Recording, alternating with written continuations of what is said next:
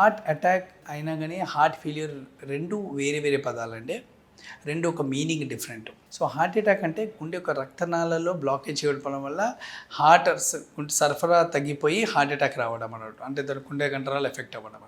Heart failure అనేది different entity అండి. ఈ హార్ట్ ఫెయిలియర్ అంటే ఎప్పుడైతే ఈ హార్ట్ ఒక పంపింగ్, అంటే మనకు హార్ట్ ఒక పంపింగ్ అనేది సరిగ్గా లేదో, ఎప్పుడైతే ఈ పంపింగ్ వీక్ అవుతుందో అప్పుడు ఈ రక్తం సర్క్యులేషన్ అనేది not only to the brain but also other organs కూడా తగ్గిపోతుంది. సో దీని హార్ట్ పంపింగ్ ఎప్పుడైతే దాని ఒక పనిని అది చేయలేకపోవడం జరుగుతుందో అప్పుడు హార్ట్ ఫెయిల్ అయినట్టుగా చెప్తారన్నట్టు. సో ఈ హార్ట్ ఫెయిలియర్ అనేది జనరల్గా సడన్గా రాదండి, ఇది చాలామంది క్రమంగా మెల్లగానే దారితీస్తుంది. దీనికి చాలా కారణాలు ఉన్నాయి. ఒకటి దీనికి ఇంగ్లీష్లో కార్డియోమయోపతి అని చెప్తారు. అంటే గుండె కండరాలు పంపింగ్ అనేది ఎఫెక్ట్ అయ్యి ఈ పంపింగ్ వీక్ అవడం వల్ల మనిషికి వేరే వేరే చాలా లక్షణాలు కనబడతాయి. ఒకటి, నడిస్తే ఆయాసం రావడం, అంటే ఇంతకుముందు కిలోమీటర్లు నడిచేటోళ్ళు ఒక 100 మీటర్లు కూడా నడవలేకపోవడం, అంటే చాలా ఆయాసంగా ఉండడం.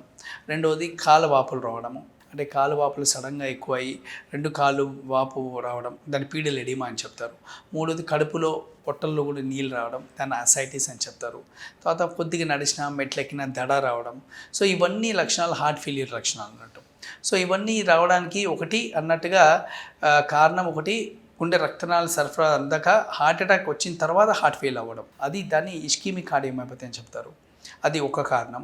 రెండవది మద్యపానం తీసుకోవడం, అంటే ఆల్కహాల్ ఎక్కువ తీసుకోవడం వల్ల ఈ ఆల్కహాల్ అనేది not only on the liver, అంటే కాలేయం మీద కాకుండా గుండె కండరాల మీద కూడా ఎఫెక్ట్ అయ్యి అప్పుడు ఈ కార్డియోమయోపతికి దారి తీస్తుంది. దీన్ని ఆల్కహాలిక్ కార్డియోమయోపతి అని చెప్తారు. సో దీని లక్షణాలు కూడా అట్లనే ఉంటాయి. కాలు వాపు రావడము, పొట్ట ఉబ్బడము, ఆయాసం రావడము, మొహం ఉబ్బడము, ఫేషియల్ పఫినెస్ అంటారు. సో ఇవన్నీ లక్షణాలు అన్నట్టు. సో మూడో కారణం జెనెటిక్ అన్నట్టు. జన్యుపరమైన కూడా కొన్ని కండరాల్లో జెనెటిక్ కాజెస్ వల్ల మజిల్ ఎఫెక్ట్ అయ్యి not only heart but also muscles, leg muscles, thigh muscles కూడా ఎఫెక్ట్ అవుతాయి.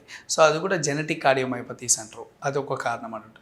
ఇట్లా చాలా కారణాలు ఉంటాయి అన్నట్టు మనకు పంపింగ్ వీక్ అవ్వడానికి. సో దీన్ని హార్ట్ ఫెయిల్యూర్ అనేది సిమ్టమ్స్గా మనం చెప్పుకోవచ్చు.